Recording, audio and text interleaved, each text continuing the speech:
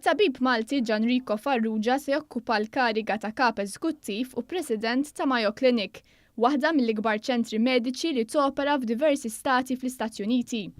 Farrugia ilu jaħdem bħala tabib mediku f'Mayo Clinic għal dawn l-aħħar 30 sena. Huwa serva bħala viċi president u fl-2015 serva bħala kap eżekuttiv tal-kampus ta' Mayo Clinic fi Florida.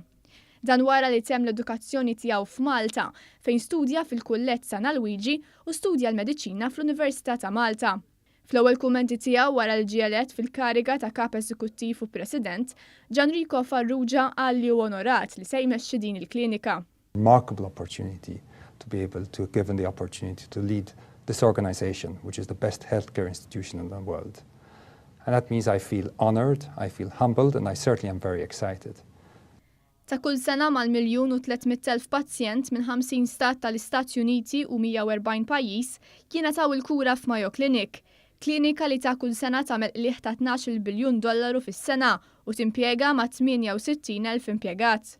I love Mayo Clinic. I'm passionate about Mayo Clinic, and the reason I'm passionate about Mayo Clinic is that every day I see what our people do for our patients.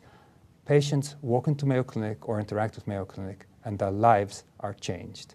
And I feel very fortunate to be able to lead such an iconic institution led by extraordinary people. Fuq Twitter il-Prim Ministru Joseph Muscat qal li huwa gburi li wieħed minn fost ħutna l-Maltin li gradwa mill-Università ta' Malta issa se jmexxi fl-irwol ta' kap eżekuttiv u president din l-istituzzjoni Amerikana.